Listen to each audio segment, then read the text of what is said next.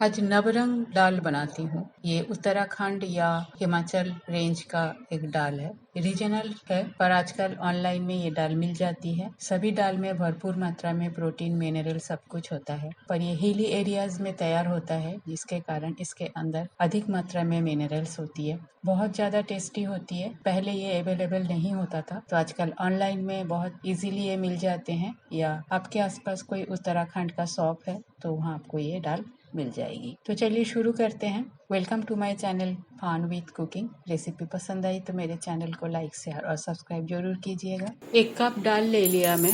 पास से दिखाती हूँ। ये दाल डिफरेंट कलर का होता है, साइज भी डिफरेंट होती है। एक ही खेती में डिफरेंट अलग अलग साइज कलर का ये दाल तैयार होता है। मेरे ख्याल से बहुत इजीली म्यूटेटेड होता है इसकी सीड के अंदर। एक्चुअल कारण मुझे भी नहीं पता। तो इसको भी नॉर्मल बाकी जैसे दाल को हम करते हैं, धो के पहले साफ कर लेंगे, उसके बाद ओवरनाइट इसे पानी में सोक कर लेंगे।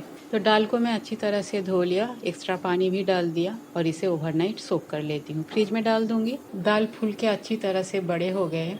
कुकर में डाल देती हूँ इसे।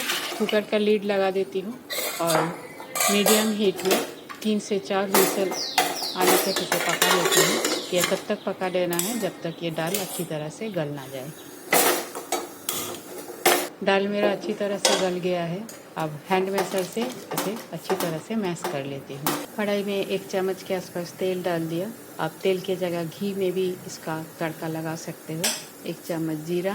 तेल और जीरा दोनों को गर्म होने देती हूँ। तेल जीरा दोनों ही गर्म हो गया है। अब स्लाइस किया हुआ प्याज को डाल दिया।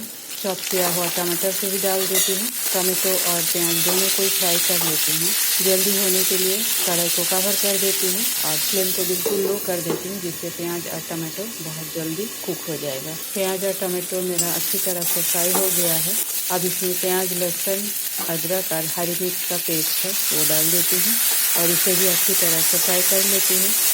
1 चम्मच हल्दी पाउडर, सब्जी मसाला, बीटरूट पाउडर 1 चम्मच, ये ऑप्शनल है, मैं सिर्फ कलर के लिए डाल रही हूँ। 1 छोटे चम्मच कश्मीरी रेड मिर्च पाउडर। अब ये सारे मसालों को अच्छी तरह से फ्राई कर लेती हूँ। थोड़ा सा पानी डाल दिया और कढ़ाई को फिर से कवर कर देती हूँ। फ्लेम बिल्कुल लो है और मसाला इसी में धीरे धीरे पक जाएगा। मसाला मेरा अच्छी तरह से फ्राई हो गया है। धनिया पत्ता डाल दिया। अब बॉईल किया हुआ, मैश किया हुआ नवरंग दाल को मैं डाल देती हूँ। थोड़ा सा पानी डाल दिया, स्वाद अनुसार नमक। कढ़ाई को कवर कर देती हूँ और मीडियम फ्लेम में दाल में एक उबाल आने देती हूँ। दाल अच्छी तरह से बॉयल हो रही है। गरम मसाला पाउडर, कसूरी मेथी एक बार मिक्स कर लेती हूँ।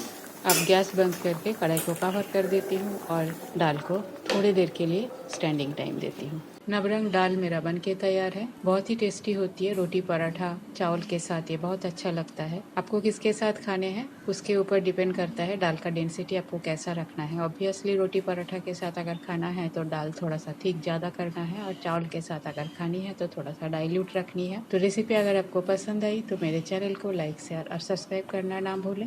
थैंक्स फ्रेंड, मेरे वीडियो देखने के लिए। आगे भी बने रहिए। होममेड सिंपल रेसिपी मैं अपलोड करती हूँ। पसंद आई तो अपना फ्रेंड सर्कल, फैमिली के साथ शेयर जरूर कीजिएगा। आज यहाँ तक कि आगे मिलते हैं कोई और होममेड रेसिपी के साथ। तब तक के लिए bye, have a good day.